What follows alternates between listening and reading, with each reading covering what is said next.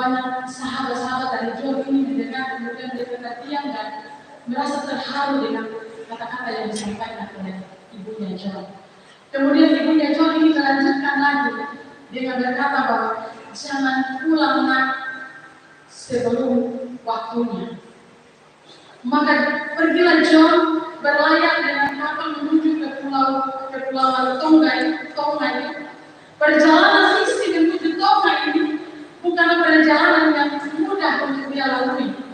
Saat di dermaga Fiji, ia dilarang untuk melanjutkan perjalanan ke Kepulauan Tonga karena tiketnya hanya sampai di Fiji saja.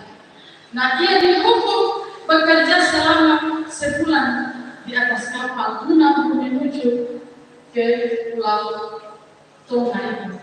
Nah, 48 hari ini dalam perjalanan ini tibalah John di Tonga, tempat yang sama sekali dia tidak kenal, yang dimana dia akan berjumpa dengan orang-orang yang asing dengan kehidupannya. John juga merasa bahwa dia kaget.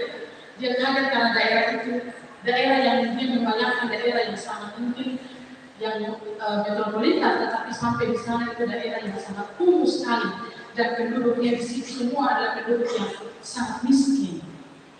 Dia kaget dengan Kepulauan Tonga. Nah, di Kepulauan Tonga itu dia menghadapi tantangan yang hebat, Mama. Ada saat buruk di mana dia hadapi adalah ketika dia jatuh sakit. Kadang ia juga dimusuhi dan dijauhi oleh orang-orang di situ.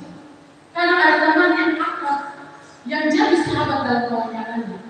Dan kata-kata ibunya itu jangan pulang sebelum waktunya, dan cinta dari ibunya menguatkan dia untuk pekerjaan Tuhan itu, membuat dia untuk berpendirian untuk bertahan melawan kesepian, kesunyian, kesendirian, beratnya tantangan hidup, bahkan tantangan terberat ketika dia berhadapan dengan situasi orang-orang di situ. Dia mempelajari bahasa Tonga, dia memberitakan Injil, mengasihi orang-orang yang dilayani, dia membaptiskan banyak orang yang kemudian menerima Yesus.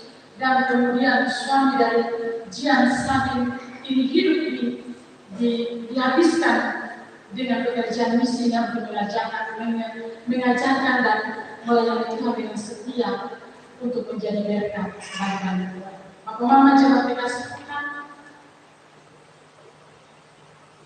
orang, artinya banyak orang yang mau melakukan pekerjaan ini, tetapi dia harus tersandung dengan banyak hal.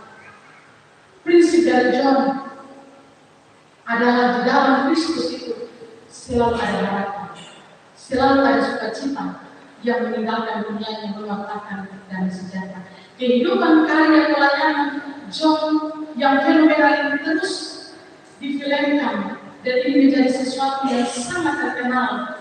Dan dari sinilah kita belajar bahwa sebuah film yang berjudul Sisi Lain dari Surga, sebuah film ini tentu menjadi misi pelayanan kewartaan ketika dia berada di Kepulauan Tonga. Dengan segala kejutan baik yang Tuhan berikan dan dia kerjakan, kebaikan umat dan artinya semuanya, panggilan John kemudian tidak mudah, tapi ini menjadi buah karya penyerahan diri. Tanpa menyerahkan diri adalah sebuah pertobatan penduduk bagi Kepulauan Tonga, sehingga di sana banyak jiwa datang untuk menjadi murid Kristus. Bapak Mama, kita kembali dalam kehidupan kita. Kita belajar untuk memberi diri kita. Belajar dari kisah John ini, kita harus siap untuk menyambut pengutusan kita sebagai murid-murid Yesus untuk mewartakan damai sejahtera.